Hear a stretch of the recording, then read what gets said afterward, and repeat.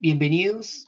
Continuamos con este curso de 20 horas de actualización en el sistema de gestión de seguridad y salud en el trabajo, de acuerdo a lo establecido en la circular 047 del año 2025. Vamos a revisar en el módulo 2 el marco técnico y normativo del sistema de gestión de seguridad y salud en el trabajo. En esta sesión 6 se divide en dos partes. Vamos a revisar la actualización de exámenes médicos ocupacionales, ausentismo, condiciones de salud, y el objetivo será actualizar los exámenes médicos ocupacionales, la gestión del ausentismo y el seguimiento de condiciones de salud según la normativa 2022-2025, definiendo indicadores, responsabilidades y evidencias para el sistema de gestión de seguridad y salud en el trabajo. En esta primera parte, entonces, abordaremos aspectos relacionados con esta nueva resolución, la resolución 1843 del año 2025, que se refiere a los exámenes médicos ocupacionales, entre otras cosas. Entonces, esta resolución 1843, que tiene fecha 29 de abril de 2025, recuerden que 6 meses después entrará en vigencia, quiere decir que ahorita ya el 1 de noviembre, ya se empezará a aplicar todo lo dispuesto en esta resolución. Y lo que hace la resolución es establecer un marco normativo actualizado para regular la práctica de las evaluaciones médicas ocupacionales, derogando la anterior resolución, que es la 2346 del año 2007, que era la que teníamos hasta este momento, la que utilizábamos como lineamientos para la aplicación de dichos exámenes, y fortaleciendo la protección a los trabajadores. Claro, hay unos aspectos muy importantes que se consideran acá, que tienen que ver directamente con el trabajador, no solamente en cuanto a la práctica de los exámenes, sino hay otros aspectos allí importantes. Revisamos entonces el ámbito, ampliado de la norma, y en este caso pues aplica a todos los empleadores de entidades públicas o privadas, contratantes, contratistas, trabajadores, dependientes e independientes, sin importar la modalidad de contrato que tengan. Entonces se debe aplicar directamente para todas estas personas que acabamos de mencionar. ¿Se refiere a las medidas antidiscriminatorias? Sí, porque prohíbe explícitamente la exigencia de pruebas de embarazo, VIH o serología como requisito de ingreso o permanencia laboral. Entonces, ojo, porque ya habíamos hablado que en la ley 2114 de 2021 había unas leyes antidiscriminación que también prohibían la práctica de este tipo de exámenes de embarazo, así como preguntas en las entrevistas de los candidatos a ocupar algunos puestos, de preguntas relacionadas con aspectos relacionados también con la reproductividad de las personas. Entonces, decíamos que no era posible entrar a hacer preguntas, por ejemplo, sobre cuántos hijos piensa tener, cuándo piensa tener su siguiente hijo, bueno, cosas relacionadas con la reproductividad quedan totalmente prohibidas en las entrevistas de trabajo. Y decíamos también, pues, que hay unas sanciones en caso de que se llegase a demostrar que la empresa incurrió en este tipo de prácticas, es decir, pidió pruebas de embarazo o realizó preguntas de este tipo que acabamos de mencionar. En ese caso, la sanción sería de tipo económico para la empresa, en primer lugar, 2.455 UETs, unidad de valor tributario, y adicional, pues tendría que contratar a esta persona que se estaba presentando como candidato para esa vacante que se tenía en la empresa. Entonces, esas son como las sanciones que se tienen allí establecidas, y aquí pues la resolución 1843 nos hace énfasis acerca de este tipo también de situaciones.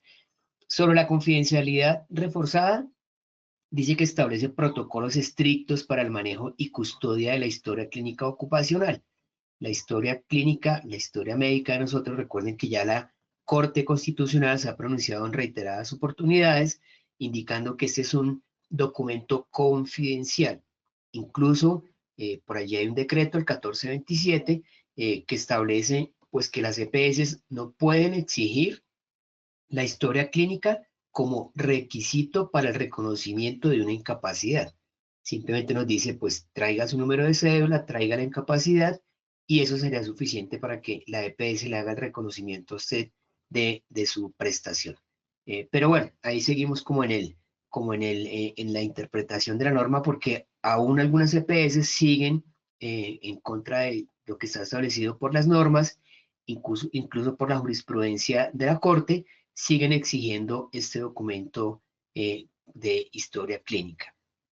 Y respecto a telemedicina, recuerden que esta telemedicina fue una imagen pues que tomó mucha fuerza ahorita con el tema de la pandemia, porque es cuando acudíamos al médico de manera virtual, donde nos hacían unas consultas virtuales, nos hacían unas preguntas y con base en esas preguntas pues y esos síntomas que manifestábamos por allí, pues nos hacían un diagnóstico y nos formulaban unos medicamentos. Entonces, aquí lo que dice es incorpora la posibilidad de realizar también evaluaciones en modalidad de telemedicina, respetando el derecho a la libre elección. Quiere decir, pues no se lo podemos imponer a los trabajadores, pero sí podría ser como una opción, una alternativa para al momento de realizar este tipo de evaluaciones. Bien, lo importante acá entonces es que los empleadores deben aceptar, adaptar las condiciones de trabajo según las recomendaciones médicas en un plazo máximo de 20 días hábiles tras la evaluación ocupacional, quedando obligados a implementar los sistemas de vigilancia epidemiológica correspondientes. Ojo, porque ya hay unos plazos establecidos y recuerden que dijimos al inicio de la charla eh, que el 1 de noviembre ya entra en vigencia esta medida, es decir, ya será de obligatorio cumplimiento por parte de las entidades y de las personas naturales y jurídicas que hemos mencionado. Si hablamos de un comparativo, como nos dice la norma, la 1843 está derogando la resolución 2346 de 2007, que era la que utilizábamos como lineamiento para la aplicación de las revisiones médicas ocupacionales, pues hacemos un comparativo para establecer cómo se venía realizando y cómo se va a realizar de aquí en adelante. Hablamos en primer lugar de la periodicidad de los exámenes. Esta resolución 2346 pues no tenía especificada ninguna periodicidad mínima. Sencillamente, las entidades asumieron pues que una vez al año tenían que realizar este tipo de exámenes médicos ocupacionales. Y el examen médico ocupacional, recuerden que es pues inicialmente para las personas que están laborando y es para revisar que sus condiciones de salud se mantengan, que no se hayan desmejorado con la actividad que realizan para la cual fueron contratados. Entonces la idea es llevar ahí unos controles, realizar unas actividades de promoción y prevención para evitar que la salud de la persona se vaya a afectar o se vaya a deteriorar producto de la actividad que practica.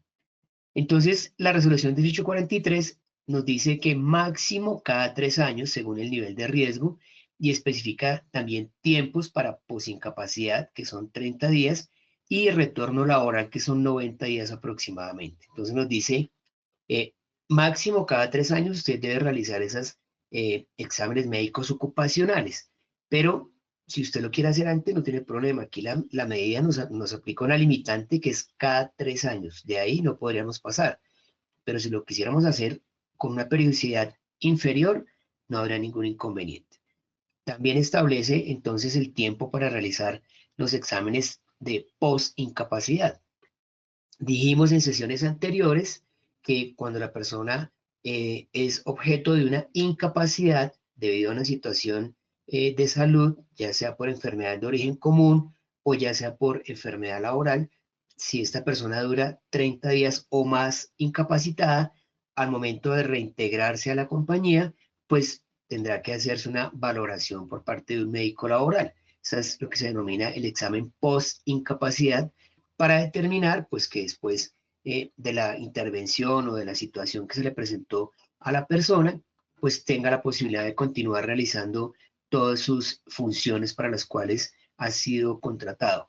Y si el médico llega a determinar que esa condición de salud le afecta y que no puede continuar desarrollando la labor, lo que va a hacer es que va a establecer unas restricciones o unas recomendaciones que ahorita ya les vamos a hablar también acerca de este tema. Pero aplica entonces cuando son incapacidades que superan los 30 días, iguales o mayores a 30 días. En ese caso tendría que hacer un examen post-incapacidad. Y el retorno laboral se refiere a estas personas que se ausentan de la compañía y no exactamente por motivos de salud, sino por otro tipo de situaciones, se ausentan y duran un tiempo de 90 días o más ausentes de la compañía. Entonces habrá situaciones, por ejemplo, la enfermedad de un familiar.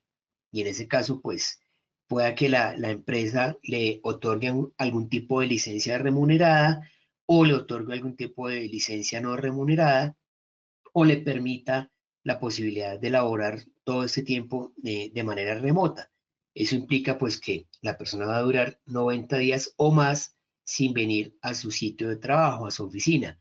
Cuando esta persona se reintegre después de esos 90 días, también será necesario que se someta a una valoración médica por parte de un médico laboral y que nos diga cuáles son sus condiciones de salud, no solamente física, sino mental en ese caso. Entonces, aquí ya nos establece unos tiempos, unos límites y unas condiciones para que se pueda realizar este tipo de exámenes. Sobre las pruebas de embarazo, nos dice pues la resolución 2346 de 2007, pues no tenía regulada específicamente su prohibición. Ahora sí nos dice detalladamente la resolución 1843, pues que queda prohibido como requisito de ingreso, es decir, los exámenes de ingreso, o pues que yo le practique el examen médico ocupacional a una persona y solicite pues esa prueba de embarazo para garantizar su permanencia en la compañía o su prórroga de contrato, entonces queda completamente prohibido, excepto por riesgos específicos, según la ley 2114 que les acabamos de mencionar. ¿Y cuáles son esos riesgos específicos? Si el cargo para el cual yo voy a contratar a esta persona de sexo femenino implica que esté expuesta a material químico o radiológico, claro, en ese caso yo tendría que decirle, debo solicitar una prueba de embarazo porque si no es así y usted es contratada en estado de embarazo, podría poner en peligro, en riesgo la vida de su hijo, de su bebé. Pero tendré que darle a conocer a la persona, ella tiene que estar enterada y debería mediar algún tipo de autorización para que ella pueda realizar ese tipo de exámenes. Solamente en esas condiciones tendría la posibilidad de solicitar esa prueba de embarazo. En ninguna otra excepción tendríamos sobre esta norma y si lo hacemos ya sería un tema totalmente ilegal y recuerden que tendría unas consecuencias de sanciones económicas en primer lugar y en segundo lugar, pues tendríamos obligatoriamente que contratar a esta persona para el cargo al cual se estaba presentando por el simple hecho de haberle solicitado de manera irregular esa prueba de embarazo. Entonces, aquí vamos viendo ahí las diferencias entre estos dos tipos de resoluciones. En la parte de telemedicina, pues inicialmente la resolución 2346 no contemplaba ningún aspecto relacionado con la telemedicina. La 1843 nos dice, pues sí, se permite el uso de telemedicina y telesalud, respetando el derecho a la libre escogencia por parte del trabajador. Quiere decir que sí sería posible practicar este tipo de exámenes, lo mencionábamos hace un momento, utilizando estas situaciones de tecnología, es decir, estas medidas virtuales. Yo podría entrar a decir, pues practiquémonos los exámenes de esta manera, que el médico haga las valoraciones, que haga las preguntas del caso y pues que ya de allí él determine un posible diagnóstico o unos resultados de estos exámenes. Pero, pues dice, respetando el derecho a la libre escogencia por parte del trabajador, quiere decir, no se lo puedo imponer al trabajador. Yo le podría decir, tengo la opción de que se hagan los exámenes de manera presencial o se pueden hacer utilizando los medios de tecnología y él me dirá para cuál de los dos está dispuesto, pero no puede ser una imposición. La duración de la consulta. Anteriormente la resolución 2346 no establecía un tiempo mínimo y la 1843 me dice son mínimo 20 minutos para favorecer la valoración integral.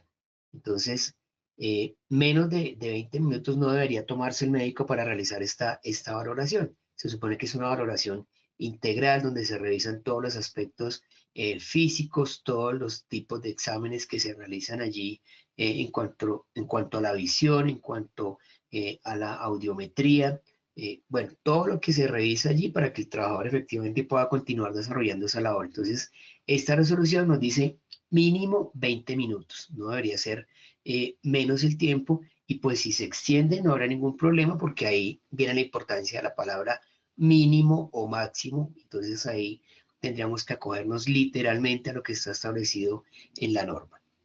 Sobre restricciones y recomendaciones, la resolución 2346 pues no detallaba diferencia entre restricción y recomendación, mientras que la resolución 1843 pues sí define claramente restricciones laborales y recomendaciones médico-laborales con criterios específicos. Entonces recuerden que puede hacer que el médico laboralista determine que la persona tiene una restricción.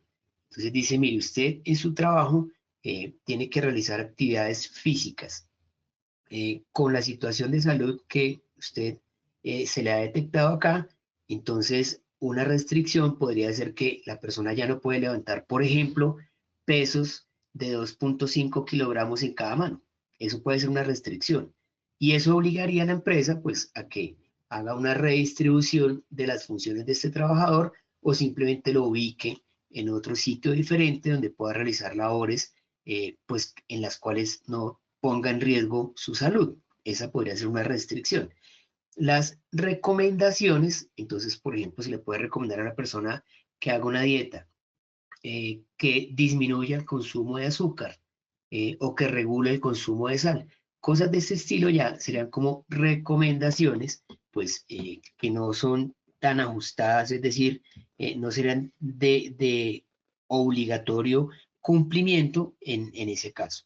Entonces hay que estar atentos a ese tipo de situaciones. Si se dan cuenta, la resolución 2346, pues era como muy general, mientras que la resolución 1843 ya detalla muchísimo más algunos aspectos como tiempos, como duración de las consultas, bueno, cosas de este tipo de situaciones, pues que en ese caso ya tengo la posibilidad de entrar a aplicar acá, como les indicábamos inicialmente, a partir del 1 de noviembre, que es cuando entra en vigencia esta resolución 1843 de 2025. Sobre la custodia de la historia clínica, la resolución 2346 decía que era el prestador de servicios médicos el que se encargaba de custodiar esta historia clínica. Sí, la persona llega allí, le hacen una valoración, le toman unos exámenes, le toman unas muestras, se hacen estudios, análisis, y luego se genera un resultado, y ese resultado pues indica pues que la persona es apta para seguir desarrollando la labor, o genera algún tipo de recomendaciones, o genera algún tipo de restricciones, o simplemente le dice pues ojo porque su condición se ha desmejorado, y con la situación de salud que usted tiene, ya no puede seguir desarrollando la labor. Y esto no quiere decir que el empleado sea automáticamente despedido de la empresa, de ninguna manera. No podría suceder porque será considerado como un despido ilegal. Lo que tendría que hacer allí la empresa es, pues, revisar cuáles fueron las condiciones, qué fue lo que llevó a este trabajador a deteriorar su salud, desarrollando su labor, y tomar todas las medidas del caso para que, en primer lugar, ese trabajador se recupere, y segundo, para que las otras personas que desarrollan la misma labor no vayan a afectar su salud. Entonces, era el prestador de servicios médicos el que guardaba estos resultados y los conservaba allí dentro de su base de datos. Ahora la resolución 1843 nos dice sigue siendo el prestador de servicios médicos, pero ahora hay una obligación de entregar la copia de los resultados al trabajador. Entonces, claro, es mi salud, son mis resultados, es mi historia clínica, es confidencial, y solamente mi médico tratante y yo deberíamos conocer situaciones muy detalladas de mi estado de salud. Entonces, necesario es entregarle una copia de los resultados del trabajador, de todos estos exámenes que se le practiquen allí, y pues si hay algún tipo de sugerencia para que vaya y se haga un tratamiento por parte de la EPS, pues él podrá llevar estos resultados y consultar con su EPS y el médico allí empezará a revisar cuál puede ser el tratamiento para la situación que se haya generado directamente de producto de estas evaluaciones médicas ocupacionales. Bueno, entonces, atentos, recuerden que esta resolución 2346 queda derogada, así lo establece la 1843, y recuerden que su entrada en vigencia será a partir del 1 de noviembre.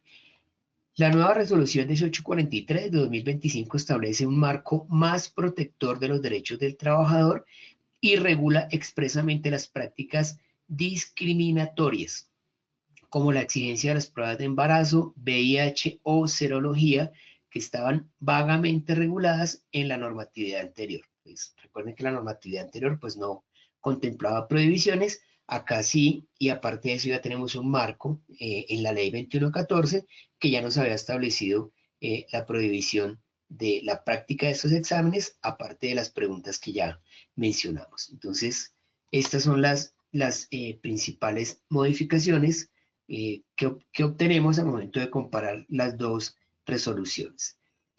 Continuamos entonces con esta primera parte y hablamos acerca de la normativa vigente para el control del ausentismo. Claro, recuerden que también es importante que se haga un estudio, un control, un seguimiento aparte del ausentismo de las personas. Normalmente las empresas llevan un estadístico donde dice, bueno, este mes tuvimos eh, este número de permisos personales, también tuvimos este número de permisos debido a citas médicas, tuvimos este número de permisos debido a atención de urgencias y se va a llevar siempre un control para establecer durante todo el año cuál ha sido el comportamiento de esos permisos, si disminuyen, si aumentan. Miren que en los estudios que se han realizado por parte de las EPS, se ha logrado determinar que el mayor número de ausentismos de los trabajadores se presenta los días lunes y los días viernes, si se dan cuenta. Los lunes y los viernes es el día que más incapacidades generan los trabajadores. Genera suspicacias, lo sé, pero son los datos que dan las EPS. Entonces, importante recordar que cuando una persona se ausente de la compañía, debe tener una justificación. Para el tema de las citas médicas, si tiene una cita médica, pues debería traer el soporte de esa cita para que se le permita asistir y en ese caso el tiempo ni se le puede descontar de la nómina ni se le puede pedir que venga posteriormente a reponer el tiempo que estuvo ausente. Y también recordar que los permisos de las citas médicas son de horas, no de días. Entonces, si la persona me dice que tiene una cita médica y que mañana no viene a trabajar, le digo, pues revisemos por favor, porque yo sí le puedo conceder el permiso para que usted asista a su cita médica, teniendo en cuenta unas horas de desplazamiento más el tiempo de la atención, pero no lo puedo conceder todo el día.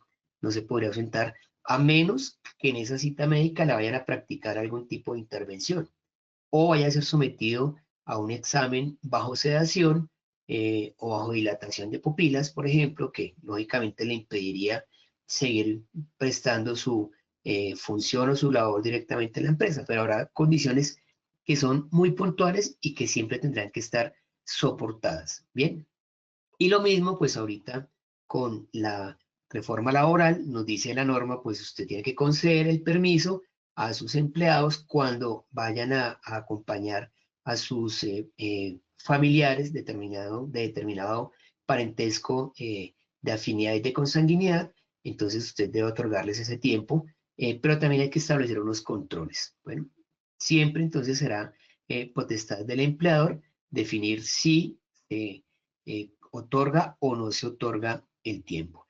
Y también hablemos aquí, importante, acerca de las situaciones de abuso del derecho.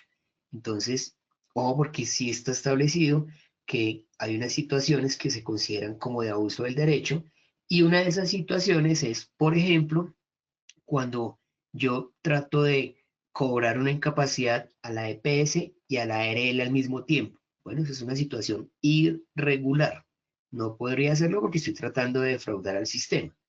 Es también irregular, pues que yo presente una incapacidad adulterada, es decir, fraudulenta, con algunos datos que no coinciden, y eso también acarrea, ojo, situaciones penales, consecuencias penales.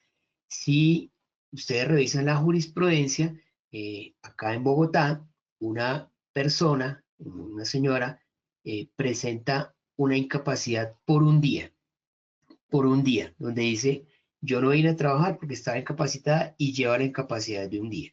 Cuando la empresa pregunta o indaga con la EPS acerca de esa incapacidad, se dan cuenta pues que los datos de la incapacidad no coinciden con los que están registrados en la EPS.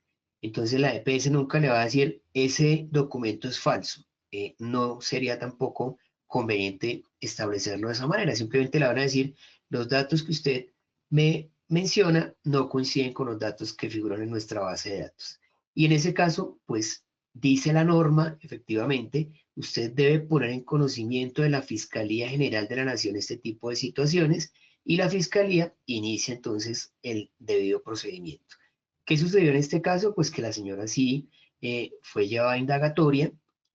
Resulta que cuando la empresa se dio cuenta que el tema era en serio, eh, decidieron retirar como la queja, la demanda, la denuncia que habían puesto en contra de su trabajadora, pero el juez decidió que debía dejar un precedente y generó una condena sobre esta persona porque eso se considera como fraude en documento público. Bueno, todo lo que tenga que ver con la seguridad social, los documentos y los dineros son considerados como documentos y dineros públicos. Y en este caso se generó una condena que implicó, lógicamente, porque la persona no tenía antecedentes, que tuviera que pagar esa condena en su casa por cárcel y miren todas las afectaciones que tuvo en su hoja de vida, en su trabajo y en todo lo demás, por el simple hecho de haber falsificado o adulterado una incapacidad.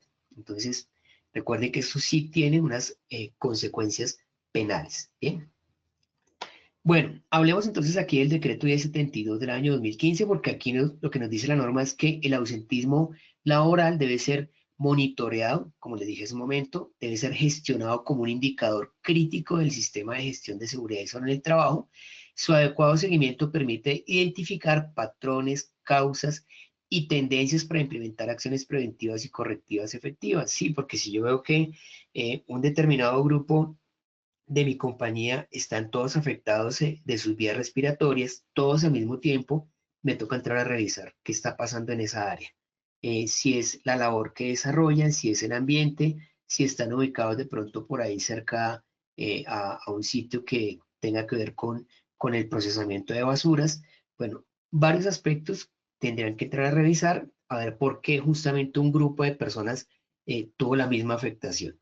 O si sencillamente pues uno tuvo de pronto unos síntomas gripales, no adoptó las medidas, no usó tapabocas. En algunas oportunidades cuando la persona está afectada de gripa, es preferible decirle por favor, aíslese en la medida de lo posible, realice la labor desde su casa y con eso usted se cuida y también está cuidando que no se vayan a contagiar el resto de sus empleados. Eso puede ser una situación. Entonces, el decreto 1072 del año 2015 establece la obligatoriedad de registrar, analizar y hacer seguimiento a los indicadores de ausentismo laboral como parte del sistema de gestión de seguridad y salud en el trabajo. Entonces, les comentaba hace un momento, hay que tener unos estadísticos y preferiblemente detallados. Yo no podría entrar a revolver. Entonces yo digo, estos son los permisos personales, estos son los permisos que se generaron para acudir a citas médicas, estos fueron los ausentismos por incapacidad y voy a tener todo absolutamente detallado para poder llevar ese control y poder verificar si a lo largo del año este ausentismo disminuye o aumenta y saber cuáles son las épocas del año en las cuales más aumenta el ausentismo y poder establecer, claro, unas medidas de control, entrar a revisar cuál puede ser el origen de ese ausentismo y hacer los seguimientos del caso. Sobre la resolución 312 del año 2019, pues ahí también menciona unos temas relacionados con el ausentismo. Recuerde que esta resolución 312 establece los estándares mínimos que debe cumplir la empresa, teniendo en cuenta el número de empleados y teniendo en cuenta la clase de riesgo que fue asignada por su ARL de acuerdo a la actividad económica. Pero aquí también uno de esos estándares se refiere al ausentismo como indicador de resultado obligatorio en todos los niveles de riesgo. O sea, si usted le corresponde los 7 estándares, si le corresponden los 14, los 21 o los 60 estándares, en todos va a estar siempre involucrado el indicador de ausentismo. Entonces, importante que lo llevemos, que lo tengamos estudiado, analizado, que le hagamos el seguimiento del caso y que podamos entrar a determinar cuáles son las causas de ese ausentismo. ¿Por qué se está presentando el ausentismo? No vamos a decir que habrá empresas donde el ausentismo sea cero, pues porque siempre habrá alguna situación, pero sí la idea es conservarlo muy bajo y que esos casos sean totalmente aislados, sean situaciones que corresponden a, de pronto, estados normales de salud, de pronto enfermedades que sean completamente manejables y que no vayan a obedecer por ahí algún tipo de contagio general o situaciones que se estén generando por una negligencia o una mala disposición de elementos en su empresa. La resolución 1843 del año 2025 establece nuevos parámetros para la reincorporación, post-incapacidad y evaluaciones médicas de retorno laboral. Lo mencionábamos hace un momento, decíamos, si la persona se incapacitó y estuvo 30 días o más días incapacitada, en este caso, pues será necesario que se haga una valoración post-incapacidad, que la realiza esa valoración médica un médico efectivamente laboralista. El médico se encargará de hacer esta revisión y producto de la revisión pueda que nos diga aquí hay unas recomendaciones o unas restricciones para el trabajador. Igual, como les decía hace un momento, si la persona estuvo ausente de la compañía durante 90 días o más debido a una situación diferente a una incapacidad, entonces cuando se reincorpore a laborar, tendría que ser objeto de esta valoración para mirar cómo se encuentra su estado de salud, tanto físico como mental. Esos son los dos aspectos que deberíamos tener allí en cuenta. Y importante aquí hacer una aclaración acerca de las prórrogas de la incapacidad. Recuerde que se determina una prórroga de incapacidad en unos escenarios muy especiales. ¿Cuáles son esos escenarios? Primero, cuando la persona tuvo un diagnóstico, la incapacitaron y se termina su incapacidad y cuando va a que le revisen nuevamente, lo valoren, el médico dice, pues definitivamente usted no se ha recuperado, entonces le voy a dar otra incapacidad. Entonces quiere decir incapacidad por el mismo diagnóstico, el mismo diagnóstico. Entonces voy a poner un ejemplo, usted tenga un lumbago, ya lleva un mes con ese lumbago, viene, termina su incapacidad, pero sigue igual el lumbago, entonces le van a dar otro tiempo de incapacidad. Mismo diagnóstico, exactamente el mismo diagnóstico. La otra situación es cuando usted tuvo una situación inicial de salud. Entonces pongamos el mismo ejemplo, tuvo un lumbago, pasaron los 30 días y cuando llegó resulta que ese lumbago le generó otra situación de salud, es decir, de esa situación inicial se derivó otra, que es lo que se denomina una enfermedad concomitante, derivada de la primera. En ese caso, hablamos también de una prórroga. Ahí también se habla de prórroga de la incapacidad. Y la otra situación es cuando la persona ha sido diagnosticada con una enfermedad o con una situación especial de salud, se termina su incapacidad, viene a la oficina o a su sitio de trabajo, se reincorpora, trabaja unos días y posteriormente vuelve, presenta síntomas y lo vuelven a incapacitar.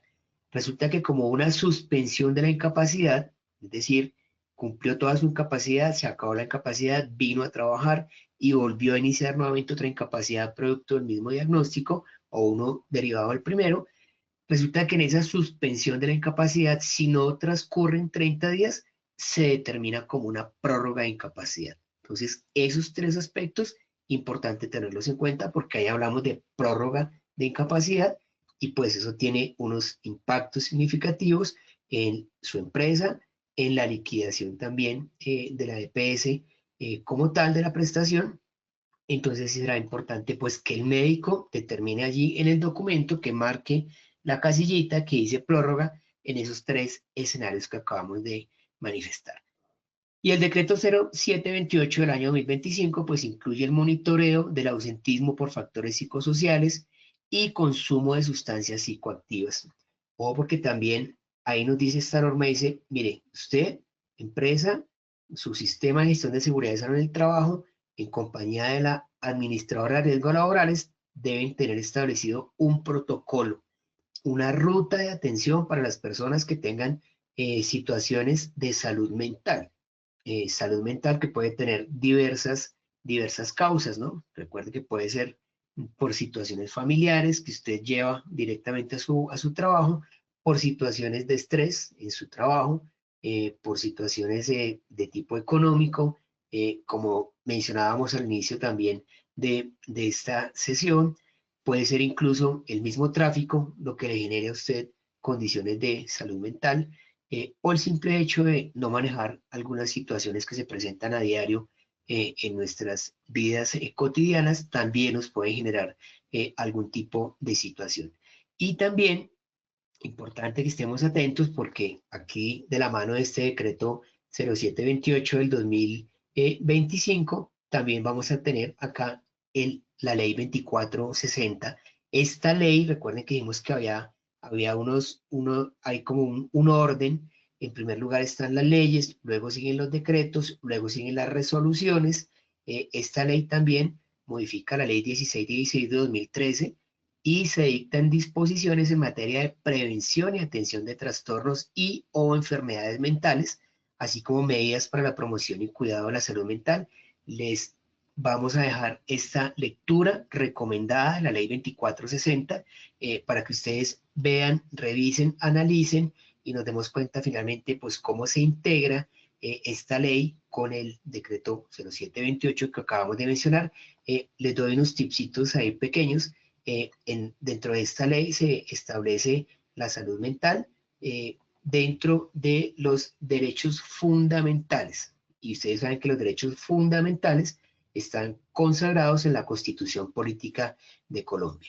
Y otro aspecto importante es que si usted debe acudir a un psicólogo, pues ya no tiene que hacer todo el recorrido de ir a un médico general para que le haga un diagnóstico y le haga la remisión. Usted puede acudir directamente al psicólogo cuando se trate de temas relacionados con la salud mental. Entonces, recomendada esta lectura, por favor, para que ustedes la tengan en cuenta, no solamente para que complementen todos los aspectos que estamos mencionando en esta sesión, sino también recuerden que al final del módulo vamos a desarrollar una evaluación en la cual ustedes van a tener 3 intentos y deben obtener un porcentaje mínimo del 80%. Puede ser que allí aparezcan preguntas relacionadas con esta ley 2460 del 2025. Entonces, importante pues que tengamos allí, enriquezcamos todo el conocimiento acerca de los temas relacionados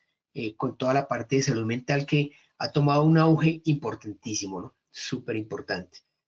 Recuerden que todos esos temas de comité de convivencia, el mismo COPAS, bueno, todo esto tiene que brindar una atención especial sobre las enfermedades mentales. Y también, pues, la persona que tiene alguna afectación de este tipo, pues, adquiere en cierta medida un fuero de estabilidad laboral reforzado, lo que implica que yo no puedo terminar su contrato de trabajo a una persona que tenga alguna afectación en su salud mental. Bueno, recomendación clave para estructurar adecuadamente la gestión del ausentismo, se recomienda seguir los lineamientos de la norma técnica colombiana NTC 3793, que establece la metodología para clasificación, registro y seguimiento estadístico del ausentismo laboral. Entonces, importante es que tengamos totalmente analizado y totalmente registrado todo este nivel de ausentismo, pues porque no solamente es indicarle a la empresa cuántas personas faltaron, sino entrar a revisar cuáles son las situaciones y las condiciones que están generando que estas personas falten a su sitio de trabajo y establecer pues los planes de acción, los planes de mejora para empezar a disminuir este nivel de ausentismo. Bien, los indicadores para el seguimiento del ausentismo. Entonces, inicialmente, pues hay un índice de frecuencia de ausentismo. Aquí lo establecen sus siglas, índice de frecuencia de ausentismo. Entonces, ¿cuál es la fórmula que se debería aplicar acá? Pues el número de eventos de ausencia por causa de salud. Ojo, por eso les decía al principio, importante que usted deje aparte los permisos personales, deje aparte los permisos de asistencia a citas médicas y empiece por ahí a revisar también cuáles han sido las incapacidades que han generado de pronto esos ausentismos. Entre más detallada tenga la información, mucho más completo va a tener usted su cálculo. Entonces, número de eventos de ausencia por causa de salud en el último año multiplicado por 240.000. 240.000 no es una constante, es un número que se utiliza haciendo los cálculos del número de semanas que tiene el año, el número de horas que trabaja aproximadamente cada persona. Entonces, eso nos arroja un valor de 240.000, por eso ustedes lo ven frecuentemente aquí en las fórmulas. Sobre horas hombre programadas en el mismo periodo, y esto nos va a arrojar el número de eventos de ausencia por cada 100 trabajadores programados de tiempo completo. Miren que cada fórmula tiene su razón de ser.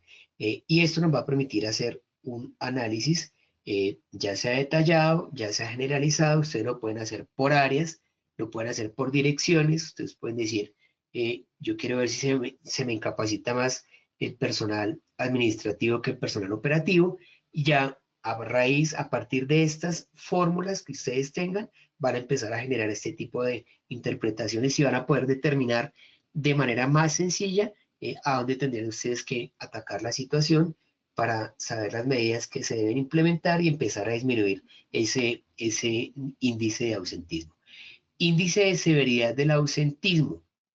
Eh, Severidad se refiere cuando la persona se incapacita digamos, por una gripa, por un dolor muscular, que son, digamos, cosas que son muy sencillas, que se pueden manejar de manera menos compleja, diferente a que de pronto yo tenga, no sé, una serie de 6 o 7 personas que todos se enfermaron de pronto de apendicitis. Yo tendría que entrar a revisar cuál puede ser la situación, porque sería mucha casualidad que de verdad un número tan elevado tuvieran el mismo diagnóstico, o que ya tengan de pronto situaciones de bronquitis, o que tengan afectaciones de tipo respiratorio, de neumonía, o cosas que son mucho más complejas.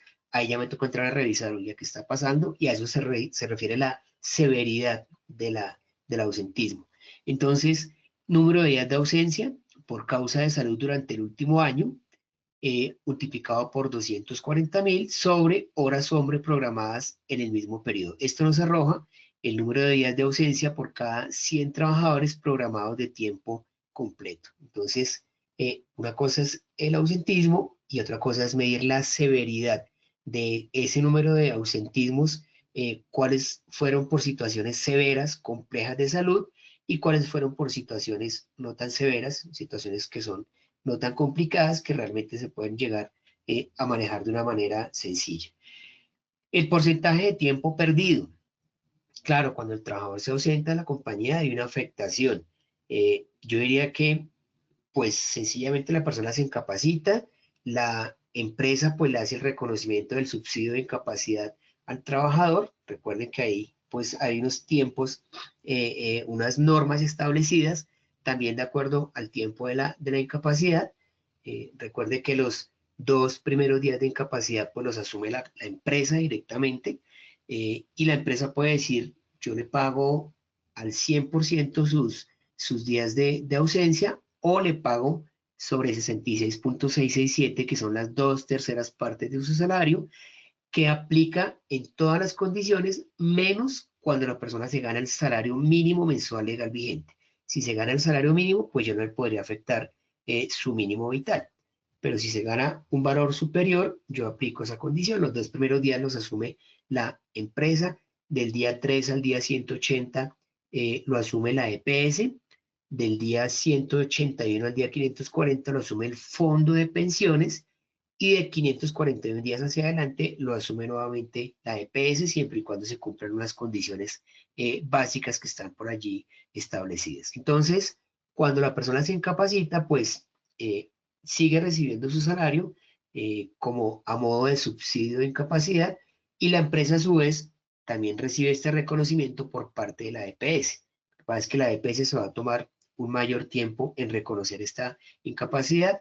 Entonces lo que va a pasar es que la empresa, dependiendo de la severidad del ausentismo y del número de días, tendría que decirle, pues mire, me va a tocar contratar a otra persona que venga a reemplazar al trabajador que está incapacitado porque yo no puedo parar la productividad de mi empresa. Bueno, o de pronto tengo un contrato que me obliga a que yo tenga que tener a la persona allí dispuesta para prestar el servicio que quedó contratado. ¿Sí? Por ejemplo, si yo contrato un servicio de ambulancia y se me enferma el conductor de la ambulancia, pues yo no puedo guardar la ambulancia y dejar de prestar el servicio. Me toca traer a una persona que lo reemplace y yo pueda prestar ese servicio de ambulancia. Ese será un ejemplo que tenemos allí determinado. Entonces, ¿aquí qué pasa? Se mide el porcentaje de tiempo perdido, número de días u horas de ausencia sobre, cuando digo sobre es dividido, sobre el número de días u horas de trabajo programado y esto lo multiplico por 100. Y ahí voy a determinar cuál es el porcentaje de tiempo programado que se perdió por ausentismo.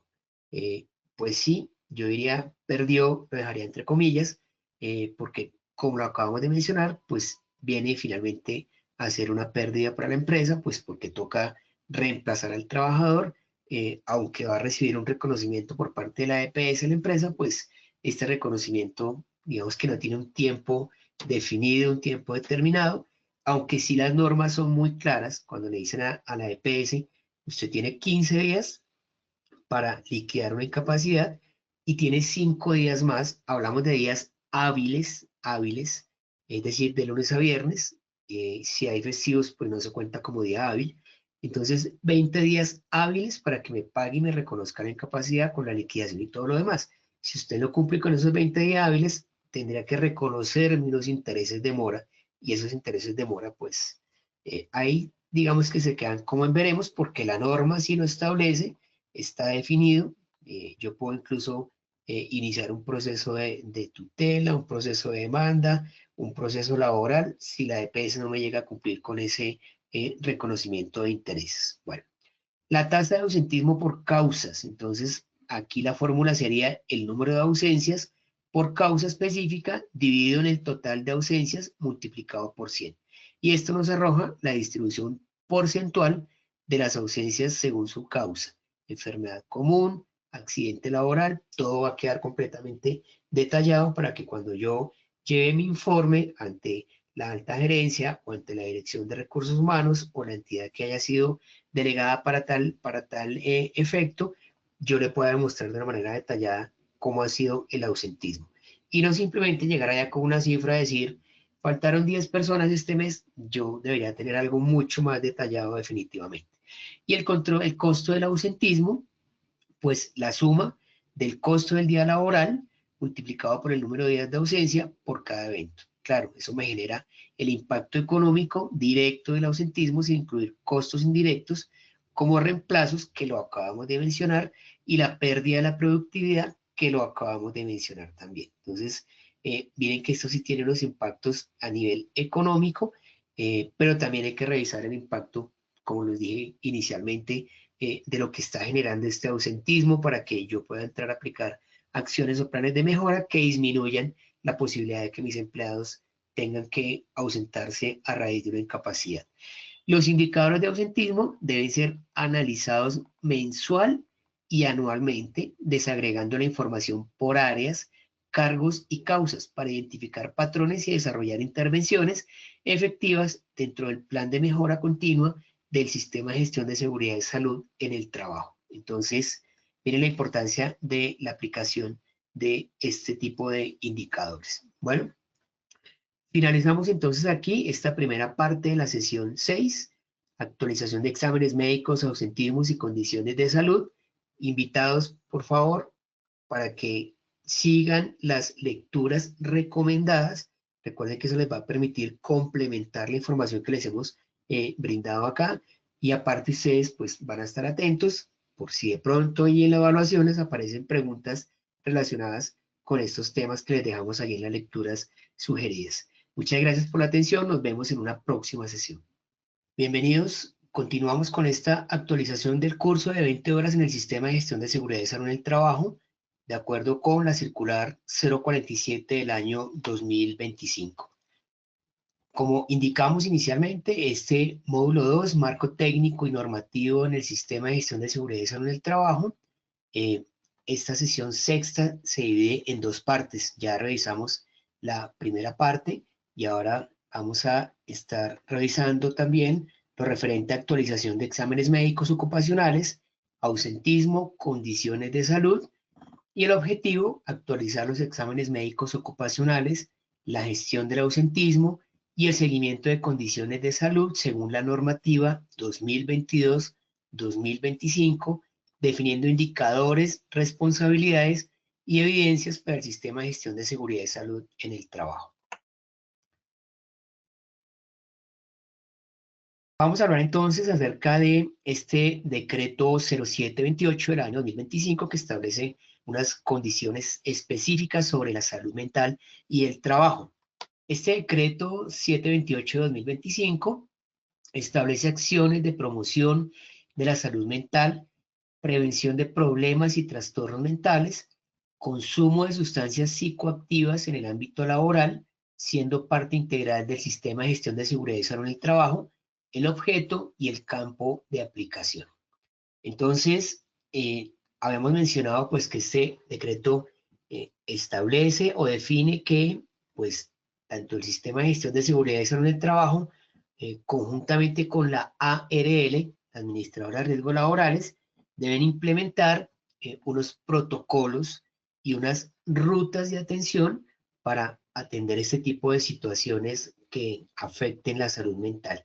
Pero no solo eso, sino que tienen que establecer también todos los mecanismos para evitar que se presenten este tipo de situaciones. Entonces, miren que, por ejemplo, el simple hecho de establecer las pausas activas, cuando hay pausas activas, cuando la persona tiene derecho dentro de su jornada laboral a unos break, donde la persona pueda decir, mire, yo tengo 15 minutos en la mañana y 15 minutos en la tarde, aparte de mi hora de almuerzo, para ir, levantarme de mi puesto, ir a la cafetería, tomarse un café, tomarse un vaso de agua, pueda desconectarse un poco de la labor que está desarrollando.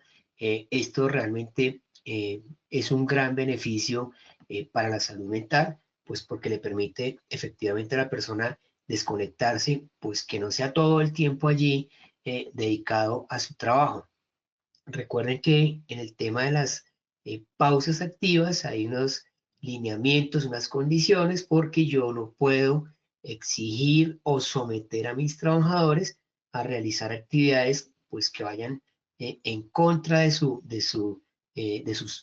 creencias, de sus prácticas. Entonces, recuerden que hace poco lo mencionamos ya, una empresa despidió a uno de sus trabajadores que no quiso formar parte de un baile que se estaba realizando como pausas activas. Entonces, pues él simplemente esto iba en contra de sus creencias, de sus prácticas, y lo que él hizo fue sencillamente acudir a a las instancias judiciales, pues para que un juez laboral generara algún tipo de fallo sobre estas situaciones, y mire que finalmente vino siendo la Corte Constitucional la que vino a establecer una jurisprudencia a través de ese pronunciamiento donde dijo, usted, empresa, no puede someter ni obligar a sus empleados a realizar actividades que vayan en contra de sus creencias, sus principios, y pues lógicamente tuvieron que reintegrar a este trabajador.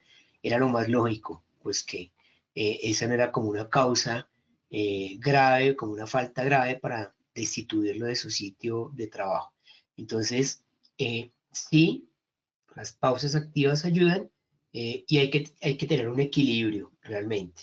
Ahora, yo no puedo tampoco poner a mis trabajadores a realizar allá ejercicios que terminen lesionándolos, ¿no?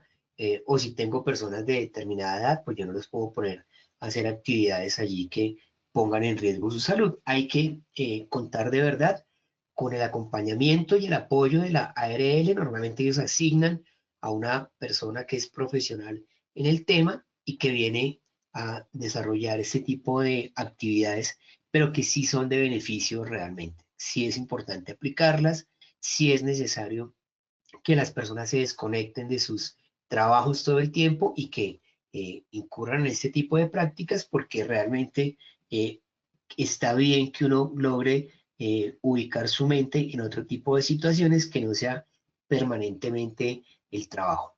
Y hablábamos también acerca de del salario emocional, ¿no? De los beneficios que brindan las empresas y que vienen a contribuir efectivamente, aparte de un buen clima organizacional, de un buen ambiente laboral, vienen a contribuir a estos aspectos de la salud mental. Pues porque no todo es plata, ¿no? No puede ser que se esté todo el tiempo reconociendo incremento de sueldo, comisiones, reconocimientos, pagar absolutamente por todo lo que haga el trabajador en temas económicos, sino que se le pueden brindar una serie de beneficios de tipo el salario emocional, que es lo que se denomina acá. Y por eso decíamos, pues, empresas que han determinado como un plan de beneficios donde dicen, mire, aquí le vamos a otorgar el día que usted cumpleaños, no venga a trabajar, le damos el día y usted se lo vamos a remunerar. Es un beneficio, por ejemplo, para el trabajador. Se le puede decir también, si usted de pronto se va a casar con su pareja, le vamos a otorgar un permiso remunerado de 3 días. Actualmente, ninguna empresa, porque la norma no lo contempla así, tiene la obligación de otorgar un permiso porque su trabajador se casó, porque contrajo matrimonio. Ninguna empresa está obligada a hacerlo. Entonces sería dentro de su plan de beneficios incluir este tipo de actividades. Bueno, participar en temas de capacitación, ir a representar a la empresa en algunos aspectos relacionados con la preparación del trabajador y con la actividad económica de la empresa, pues que reciba todo este tipo de reconocimientos, de pronto la publicación del empleado del mes, claro, el que todo el tiempo llegó temprano, el que todo el tiempo cumplió con su horario, con su jornada, el que tiene al día sus labores, sus funciones, el que tiene mejores relaciones con sus compañeros. Yo podría premiar también a la persona que menos permisos pide, eh, sin que esto genere ningún tipo de discordia ni discriminación a nivel interno de la compañía. Y hay una serie de actividades que van encaminadas a la parte de la salud mental, que van a contribuir muchísimo a que la persona de pronto eh, se involucre todo el tiempo en situaciones pues cotidianas que pueden llevar a un desajuste de su salud mental. Entonces, lo que dice la norma es que aplica para empleadores públicos y privados, o todas las entidades públicas y privadas, trabajadores dependientes e independientes, contratantes, contratistas y lógicamente la ARL que juega un papel muy importante acá, porque ya les dije que conjuntamente la ARL con el SST deben establecer los protocolos y las rutas de atención, así como los planes y los programas para evitar que se vaya a afectar la salud mental de los trabajadores. Ustedes saben que hoy en día, pues, todos esos temas del estrés, pues generan situaciones en los trabajadores, pues que van a desembocar por allí en complicaciones en la parte de la salud mental. Los empleadores deben desarrollar acciones de prevención de problemas y trastornos mentales mediante un plan de intervención que incluya evaluación de factores de riesgo psicosocial. Miren que juega un papel importante en la aplicación de la batería de riesgo psicosocial, claro, que se debe realizar. Recuerden que dijimos, se realiza se aplica esta batería y dependiendo del resultado, el porcentaje que se obtenga al final, nos van a determinar si al siguiente año deberíamos aplicarla nuevamente o si el resultado ha sido diferente, entonces nos dirán, pues tranquilo, el siguiente año no la aplique y la dejamos para el año subsiguiente. Eso depende de los resultados. Pero a lo que voy es que el resultado que arroja esta batería de riesgo psicosocial sí podría entrar a determinar una posible causa de afectaciones en la salud mental. Entonces, eh, de pronto yo veo que hay un grupo de personas de un área específica que está inconforme con el trato de su jefe, que están inconformes con la remuneración que reciben, que están inconformes porque están ubicados en el ala más fría de todo el edificio, o porque están ubicados en el sótano, donde ingresan todos los carros, o porque los dejaron en el último piso, que es donde queda la terraza, y allí reciben pues todas las condiciones climáticas. Miren, cualquier aspecto puede jugar un papel importante en estos temas. Por eso, la aplicación de esta batería de riesgo psicosocial me determina un resultado y me dice si usted tiene estos resultados, y le aconsejo, le sugiero que le apunte un plan de mejora, una acción de mejora a esta situación, que es evidente que la han manifestado los mismos trabajadores, y que fue lo que más sobresalió o lo que más se resaltó en la aplicación de esta batería. En el resultado nos toca trabajarle a esto. Y ahí viene entonces el sistema de gestión de seguridad y salud en el trabajo, en compañía con la ARL, hacer unas intervenciones. Podemos traer a un profesional, a un psicólogo, podemos traer a un psiquiatra, podemos traer a un coach, a un profesional, a un experto en el tema, que venga, tome a toda la compañía o a ese grupo de personas que están afectadas y les haga una actividad, o una serie de actividades, porque tiene que ser un programa, cosa que al final yo diga, sí, efectivamente la situación que ellos manifestaron ya se mejoró con el plan o con la acción de mejora que se implementó. Entonces, ¿qué hicimos? Contribuimos a que no se afectara su salud mental, no llegáramos a otro tipo de situaciones. Las afectaciones de tipo mental pueden generar un mal ambiente de trabajo, pueden generar discordia entre los empleados. Por ejemplo, cuando hay tratos preferenciales, eso genera discordia entre los empleados.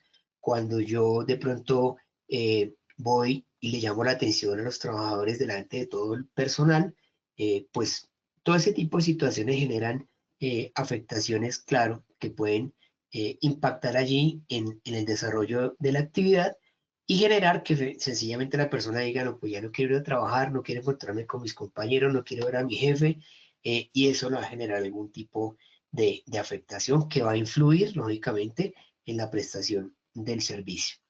¿Y qué va a pasar? Porque esta persona va a tener una atención especial, va a tener que acudir a un médico especializado para que dé unos lineamientos, unas pautas, un tratamiento, una ayuda, un soporte, y para que él pueda pues sobrellevar la situación por la cual está atravesando, y que en algún momento la empresa pudo haber intervenido para evitar que se presentara ese tipo de situaciones. Bueno, por ejemplo, recuerden que ahora está muy de moda el tema de la depresión, y se genera, así la persona tenga todas las condiciones. No sé, un director, un directivo de una empresa puede tener depresión, una persona de servicios generales puede tener depresión, o una persona que realiza labores administrativas.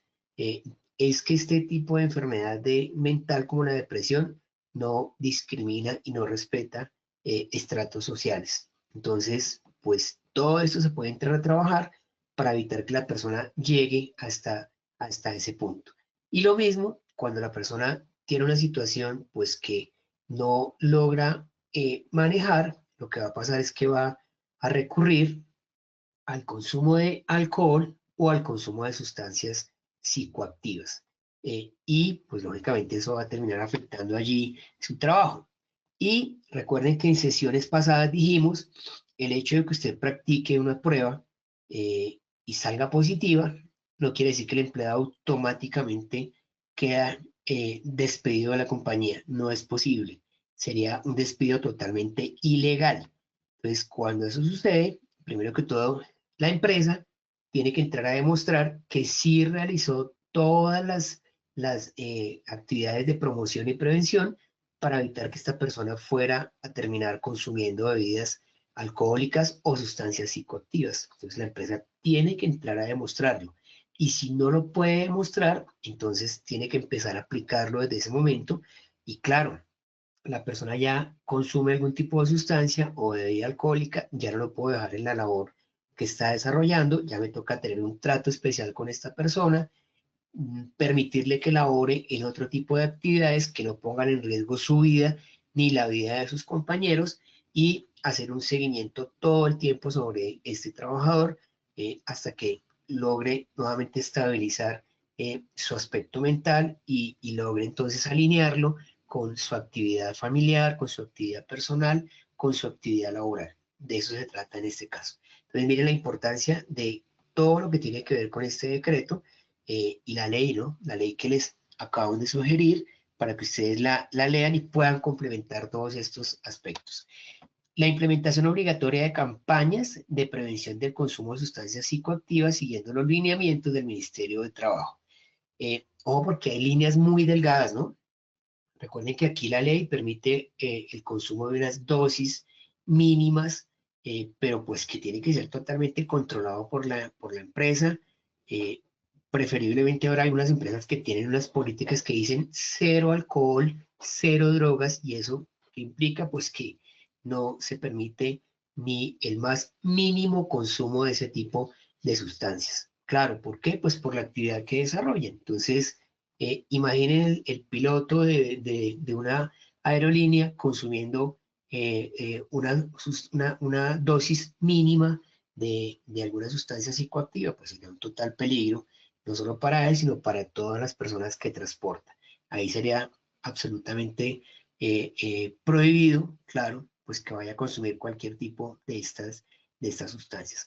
Pero sí es importante, pues que la empresa realice todas estas campañas, realice todas las campañas. Hay empresas que llevan personas que van a dar como su testimonio, dicen, mire, yo tuve este problema, no acudí, no pedí ayuda psicológica, no pedí orientación médica, terminé consumiendo sustancias, tuve esta situación, tuve esto, perdí mi hogar, perdí mi empleo, perdí, bueno, una cantidad de cosas que van a pasar allí, y esos testimonios pueden servir para socializar, para permitir que las personas tomen conciencia acerca de la práctica de estas actividades. Bueno, y también protección especial al talento humano que trabaja en salud mental con programas específicos de intervención de factores psicosociales. Claro, claro, porque es que el personal de talento humano que trabaja en salud mental, si usted tiene un psicólogo, pues ¿qué va a pasar? Pues que van a llegar todas las personas a pedir una ayuda o una orientación al psicólogo, y el psicólogo pues va a terminar, claro, dentro de su labor, que así estaría establecida, va a requerir en algún momento pues que se le ayude, que se le brinde algún tipo de soporte, ya sea en su preparación, ya sea en la actualización de algún conocimiento que él requiera, ya sea en capacitaciones, cosas absolutamente relacionadas con su parte profesional, pues que también tendríamos que en algún momento llegar a soportar a esta persona y tener una protección especial sobre estas personas que realizan esta labor, y que claro, que están haciendo, pues se convierten en receptoras de todos los problemas que tienen las personas que están allí formando parte de su empresa, porque lo primero que ellos dicen es, voy a hablar con mi jefe o hablo con mi compañero de confianza, o me voy a buscar al psicólogo de la compañía a ver cómo me puede ayudar, y ya cuando la situación sea extrema, pues tocará ir a pedir ayuda médica para que se haga el debido tratamiento. Pero recuerden, hay que tener una especial atención, un especial control sobre estas personas. Se determina que una persona que tenga la condición de salud mental, pues está en debilidad manifiesta, y yo no podría terminar su contrato de trabajo, a menos, ojo, a menos que yo tenga una evidencia de que se cometió una falta grave por parte de ese trabajador, y en ese caso me voy al Ministerio de Trabajo, llevo las evidencias, solicito el permiso del ministerio, y con ese permiso ya podría proceder a terminar el contrato de esta persona, pero solo en esa situación. El simple hecho de que yo lo despida por tener una enfermedad mental ya es un tema ilegal, que lógicamente un juez de la República Laboral lo va a resolver a favor del trabajador. Bien. La ARL debe desarrollar estrategias, campañas y espacios de capacitación para la promoción de la salud mental, incluyendo servicios de ayuda y soporte en crisis no presencial. Bueno, ahora recuerde que cuando se genera una situación de salud mental debido al estrés del trabajo, esto ya puede ser considerado como una enfermedad laboral y debería tener todo el tratamiento de enfermedad laboral. Si la persona es incapacitada a raíz de la situación, pues entonces la ARL será la que venga a responder por la incapacidad de esta persona.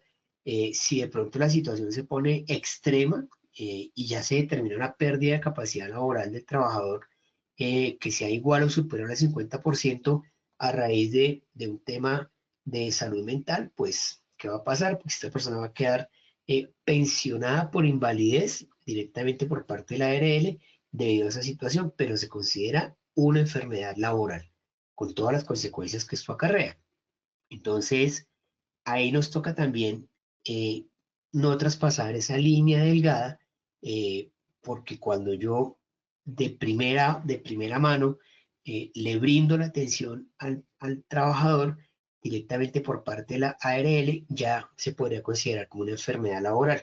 Entonces, miren la importancia de tener todos los programas de promoción para evitar que la persona primero vaya a incurrir en desórdenes de su salud mental.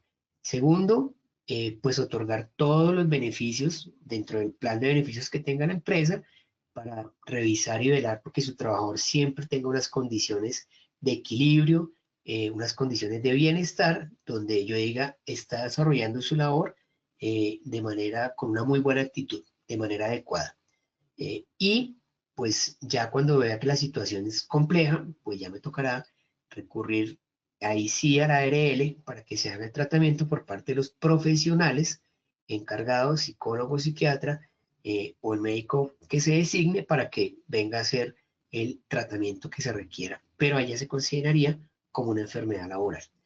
El decreto 0728-2025 reconoce la importancia de la salud mental como parte integral del sistema de gestión de seguridad y salud en el trabajo, en línea con la ley 1616 de 2013 que dijimos ahorita, pues que ya se derogaba con la nueva ley que les sugerimos en la primera parte para que ustedes la lean, la revisen, la analicen y miren cómo se integra esa ley 2460 con este decreto 728-2025 y revisen que hay unos aspectos que son muy importantes, muy relevantes, que no podemos dejar de lado al momento de entrar a aplicar todo lo que está aquí establecido.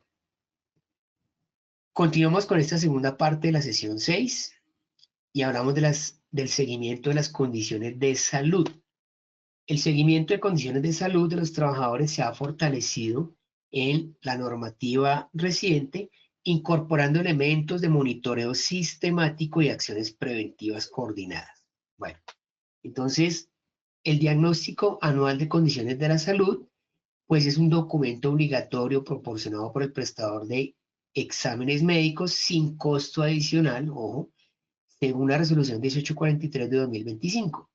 Debe entregarse en diciembre de cada año para alimentar las actividades del sistema de gestión de seguridad y salud del trabajo. Entonces, lo que va a suceder acá es que dijimos hace un momento que esta resolución 1843 dice, establece una periodicidad mínimo de 3 años para realizar los exámenes médicos ocupacionales. Bueno, también habla de los exámenes de ingreso, de los exámenes de egreso, de las valoraciones post-incapacidad cuando las incapacidades superan los 30 días, de las evaluaciones cuando las personas se reintegran a sus empresas después de 90 días de ausencia. Nos dice esta resolución 1843 que el costo de los traslados de los empleados para aplicarse las pruebas debe ser asumido por parte del empleador, siempre y cuando el traslado implique que el trabajador vaya de un municipio a otro municipio. Ahí debería ser asumido ese costo. Y también nos dice, pues, que cuando se apliquen los exámenes, se le debería entregar una copia del resultado al trabajador. La copia del resultado de sus exámenes la debe tener el trabajador. Entonces, esos son como los aspectos más importantes y más relevantes que tiene esta resolución. Y hay un tema aquí que no debemos obviar de mencionar y es que se aplican unas pruebas de alcoholemia en algunas empresas Entonces, ahí lo que nos dice la norma, esta 1843, esta resolución, nos dice es el personal de SST ya no podrá seguir aplicando las pruebas de alcoholemia, ahora tiene que hacerlo personal médico que tenga licencia en salud ocupacional vigente, y el personal médico, pues, lógicamente tendría que estar registrado en el RETUS, ¿no? El Registro Especial de Personal de Talento Humano de la Salud. Ahí tiene que estar registrado. Ellos son los que a partir del 1 de noviembre van a quedar autorizados para realizar las pruebas de alcoholemia, según esta resolución. Eh, Ojo con las interpretaciones porque de pronto pasamos por ahí un mal rato si de pronto estamos haciendo interpretaciones acomodadas a la empresa. Bueno, miremos lo que está en la norma, que ahí está completamente claro. Y aquí nos dice pues que este documento debe entregarse en diciembre de cada año para alimentar las actividades. Claro, recuerden que cierro diciembre, cierro la auditoría, cierro todo mi cronograma, reviso el cumplimiento, reviso la ejecución presupuestal, hago un informe, le entrego a la alta gerencia el informe de actividades y de todo el desarrollo del año en temas relacionados con el sistema de gestión de seguridad y salud del trabajo, y de una vez empiezo a realizar mi plan para el año siguiente.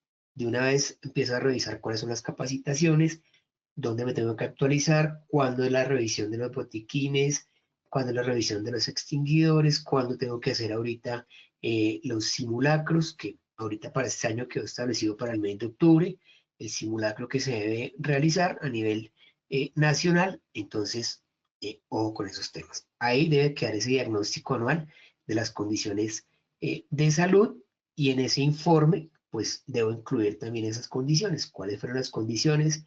Todo lo que hemos revisado sobre el nivel de ausentismo, la severidad y todos los porcentajes que se miden, eso debería estar ahí consignado en ese informe, y lo debo tener también, pues porque yo debo conservar mi estadístico para saber cuál ha sido el comportamiento año tras año de los diferentes ítems que voy a revisar dentro de mi plan. Los programas de vigilancia epidemiológica es una recolección y análisis sistemático de datos según factores de riesgo específicos: biológico, químico, biomecánico, psicosocial.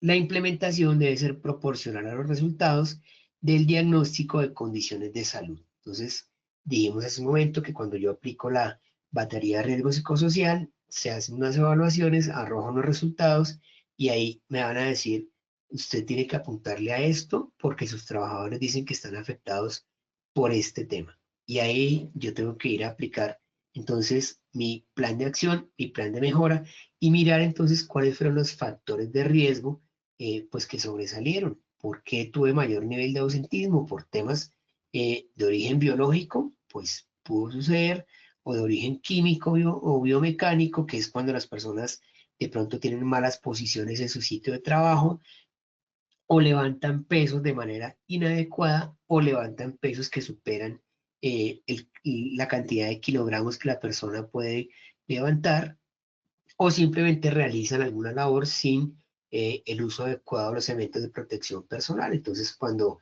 se atrapan los dedos, cuando resbalan y caen al piso, cuando son objeto de una descarga eléctrica por no utilizar los implementos adecuados. Bueno, y el psicosocial pues se refiere a todos los temas de tipo mental, todo lo que tenga que ver con el clima organizacional, con el ambiente laboral, y todo lo que acabamos de mencionar ahorita relacionado con el decreto con 728 de 2025.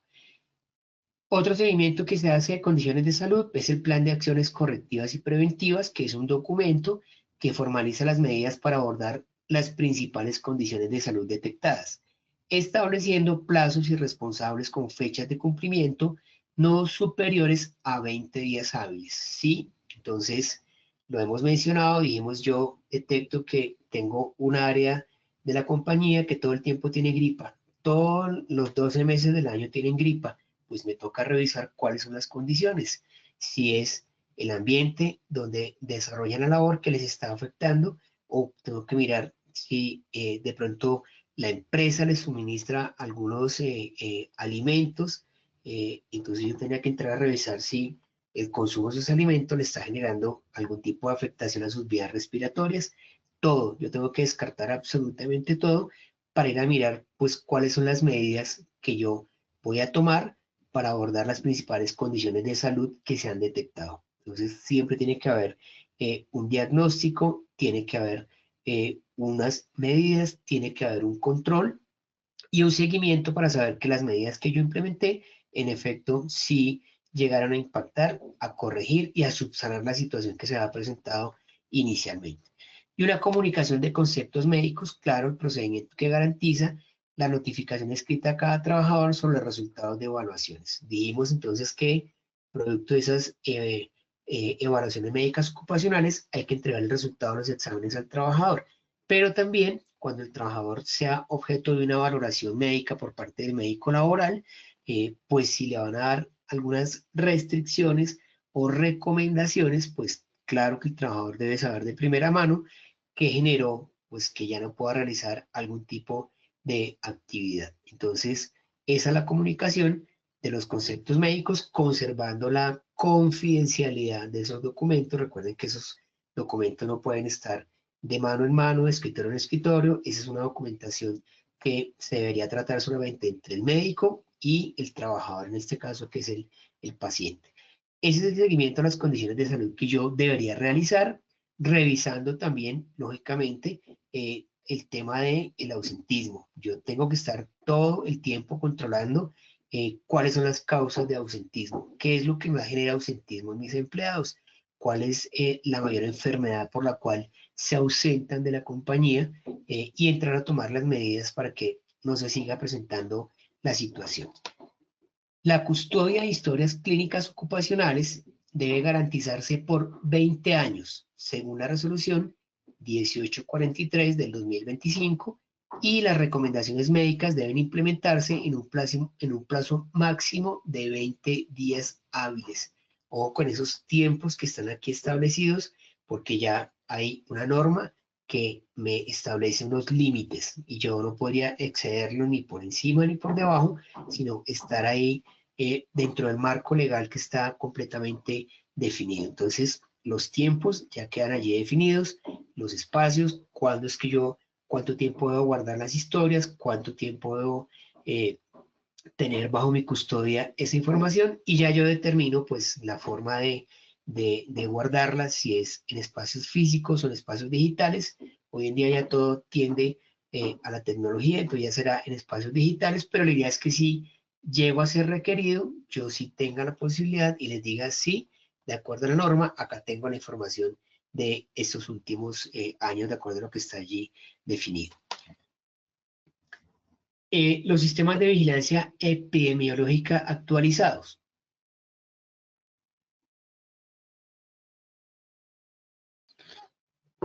Estos sistemas de vigilancia epidemiológica han sido actualizados según las directrices 2022-2025 para mejorar la prevención, monitoreo y control de los factores de riesgo en el entorno laboral. Entonces, claro que hay que revisar los factores de riesgo. Lo hemos mencionado y hemos dicho, de pronto su empresa no se dedica a comercializar elementos químicos, pero como en su empresa sí se hace aseo en los baños, en la cafetería, en las oficinas, de pronto, pues las empresas sí tienen que comprar elementos químicos, como el cloro, por ejemplo, el Clorox, lo que utilizan para limpiar los pisos, los diferentes sustancias con las que se hace aseo. Entonces, la disposición o el almacenamiento de estos elementos, pues debe estar totalmente controlada para evitar que se presenten situaciones que afecten las condiciones de salud de los empleados. Entonces, la estructura actualizada del sistema de vigilancia epidemiológico, pues es un diagnóstico integral de condiciones de salud que está establecido en la resolución 1843 de 2025. Habla acerca de una matriz de priorización de riesgos con enfoque poblacional, digitalización y análisis predictivos de datos de salud. Y aquí retomamos lo que estábamos diciendo hace un momento, y es que yo debo revisar si hay un área de mi compañía o si son casos aislados los que presentan diferentes situaciones de salud. No sé, puede ser que una persona tenga una afectación de gripa, otra persona tenga una afectación gastrointestinal, entonces yo digo, pues las dos cosas no tienen nada que ver, pero si ya tengo un número importante de personas que tengan la misma afectación, tendré que ir a revisar entonces cuál es el origen de esta situación y empezar a revisar los mecanismos que yo voy a aplicar, las estrategias que voy a implementar para evitar que esta situación se siga presentando. Entonces, ¿yo qué podría decir? Vamos a utilizar una bodega que esté a no sé cuántos metros del sitio de trabajo para almacenar allí los elementos químicos, por ejemplo. Y no voy a almacenar los elementos químicos al lado de los elementos de los insumos de cafetería, por ejemplo. Entonces, son aspectos que yo debo considerar para evitar que se presenten situaciones que afecten allí la salud de los empleados.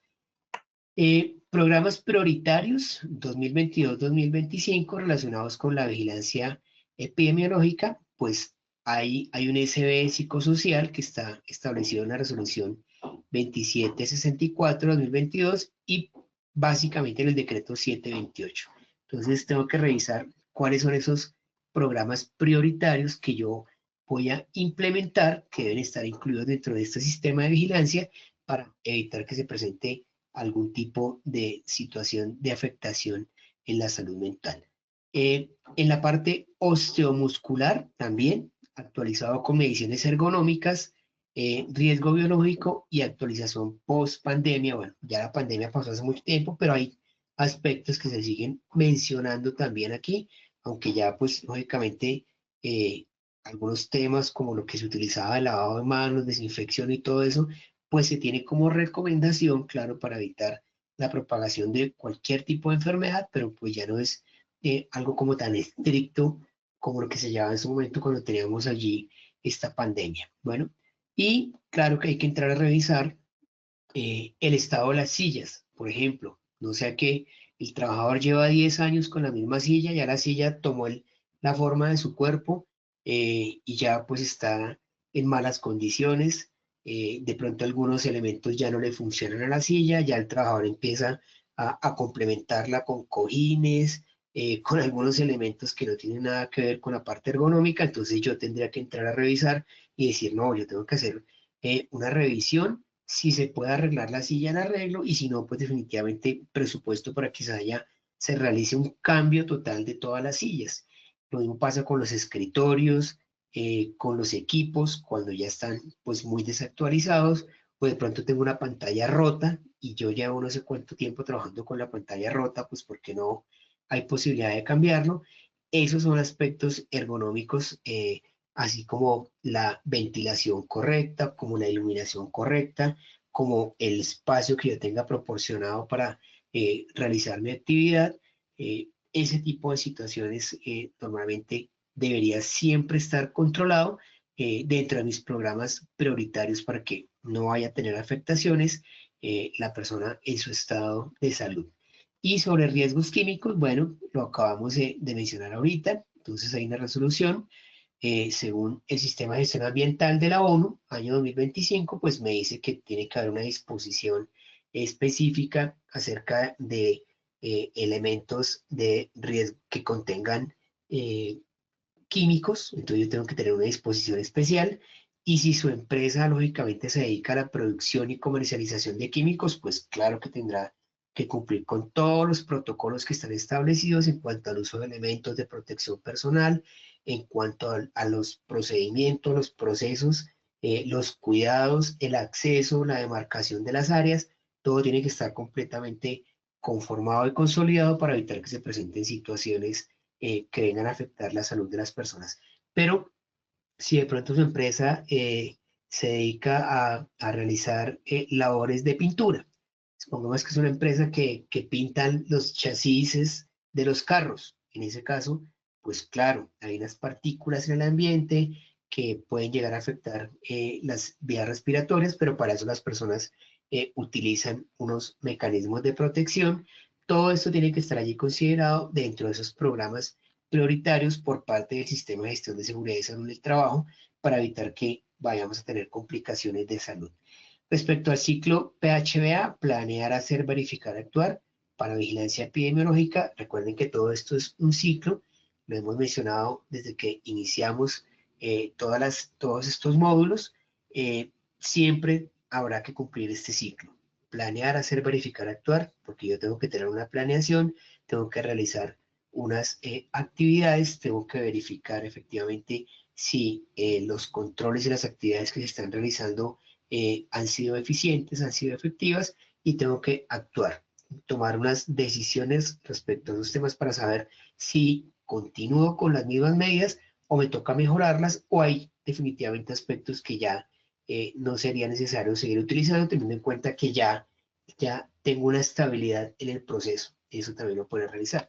Entonces, planear metas medibles, claro, e indicadores específicos por riesgo, hacer implementación de controles y seguimiento individuales, verificar auditorías semestrales documentadas, todas las inspecciones que yo pueda realizar son bienvenidas, y actuar, pues, planes de mejora con participación del Comité Paritario de Seguridad y Salud en el Trabajo, pues que es en este caso, el encargado de apoyar al sistema de gestión en toda la implementación de los temas relacionados con seguridad y salud en el trabajo. Entonces, este ciclo, que es permanente, pues debe estar apoyado, debe estar documentado.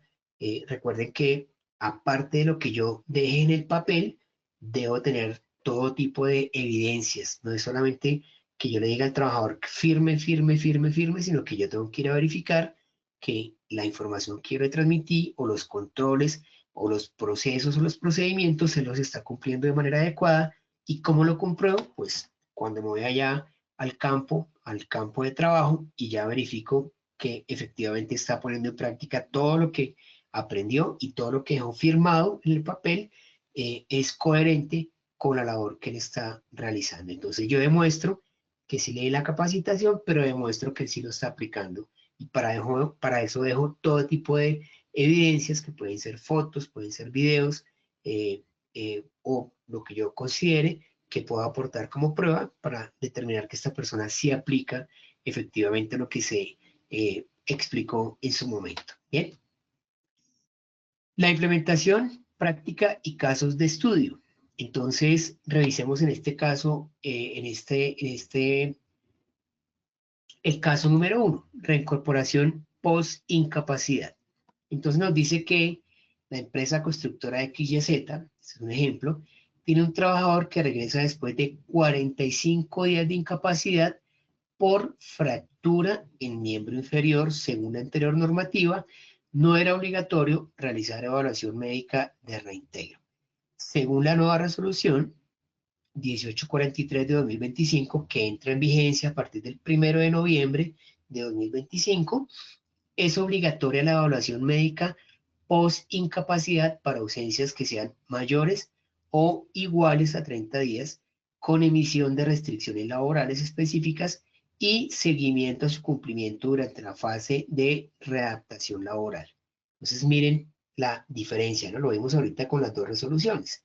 Entonces, al principio, pues la persona podía estar el tiempo que fuese incapacitado, y llegaba y aterrizaba de una vez ahí a seguir en su trabajo, sin ningún tipo de control. Ahora no, ahora me dice, si usted estuvo incapacitado durante 30 o más días, entonces llegue aquí a trabajar, nos vamos al médico laboralista de la IPS, que le haga una valoración médica, le cuente y revise cuáles fueran sus condiciones de salud, y de acuerdo a eso él va a emitir un concepto en el cual dice, sí, es apto, puede seguir desarrollando sus labores porque no tiene ninguna restricción, porque el tiempo que le dieron de incapacidad fue el tiempo necesario para recuperarse de su dolencia física o mental. Bueno, o pueda que diga, no tiene restricciones y en adelante no puede realizar tales y tales y tales labores. Entonces, esas labores, claro que están ligadas a su manual de funciones, y lo que tendría que hacer la empresa es reubicar a ese trabajador en otro sitio con otras labores diferentes, mientras el médico vuelve, lo valora y determina que ya no aplican restricciones, y ya podría seguir nuevamente en su labor. O le puede dar algunas recomendaciones, ¿sí? Puede decir, pues tiene que bajar de peso, tiene que consumir estos y estos alimentos, tiene que tomar, por ejemplo, el sol en tales horas, tiene que realizar caminatas. Bueno, eso ya depende del estado de salud del trabajador. Pero ese sería la implementación y la práctica en este tipo de caso de estudio. En el caso número 2, dice gestión del ausentismo. Dice una empresa de manufactura presenta alto índice de ausentismo por enfermedad común respiratoria. Su indicador muestra 4.8% de horas perdidas en el último trimestre, superando la meta del 3%, que era lo que estaba establecido. Entonces, nos dice que de acuerdo con la norma actualizada, la implementación del SBE respiratorio, incorporación de pausas activas respiratorias según el decreto 728/2025, registro en el sistema de información para generar alertas tempranas y seguimiento según norma técnica colombiana 3793. Hay que hacer unos seguimientos, ya lo dijimos hace un momento, hay que entrar a revisar cuáles son las causas que generan esas condiciones de ausentismo por enfermedad común respiratoria.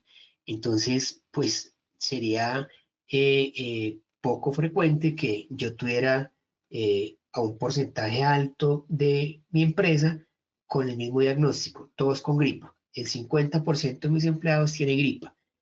La mitad de la planta, la mitad de los trabajadores, pues ahí tendríamos que entrar a aplicar una intervención fuerte para mirar cuáles son las condiciones, qué es lo que está generando la situación, de pronto realizar algunas labores de fumigación, de limpieza extrema, contratar algunas brigadas que vengan y revisen, hagan como unas limpiezas y apliquen todos los elementos necesarios pues para desinfectar los sitios y empezar a realizar campañas donde yo diga, se lavan las manos, utilicen tapabocas.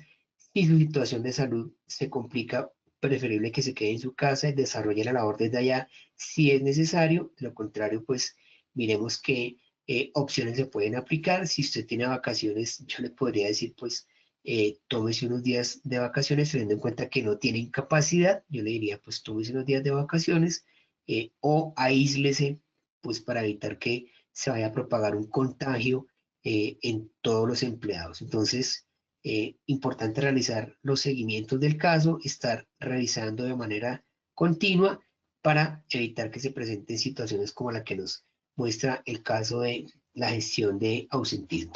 La implementación de prácticas debe considerar el uso de plataformas digitales. Siempre será importante utilizar estas plataformas digitales para seguimiento de casos, documentación de evidencias y gestión del riesgo según estándares actualizados. Miren, las plataformas digitales son de gran ayuda porque es que ya tienen establecidos casos, mediciones, formatos, incluso planes de acción que ya se han aplicado en otro tipo de situaciones que usted puede traer y acomodar directamente a la situación que se está presentando en su empresa. Entonces sí será importante en algunos casos acudir a estas plataformas digitales, teniendo en cuenta pues que la labor es responsabilidad del Sistema de Gestión de Seguridad y Salud del Trabajo en compañía de la ARL, que son las entidades pues que están previstas para tal fin. Bueno, de esta manera entonces finaliza la segunda parte de la sesión 6, actualización de exámenes médicos, ausentismo, condiciones de salud. Recuerden revisar las lecturas sugeridas, recuerden complementar, importante, toda la información que hemos brindado acá con esas lecturas, porque definitivamente tienen mucho que ver con todo lo que se ha mencionado en estas sesiones. Recuerden que lo que ustedes revisen en las lecturas sugeridas puede ser material que les salga en las evaluaciones que se realizan al finalizar cada módulo. Muchas gracias por su atención. Nos veremos en una próxima sesión.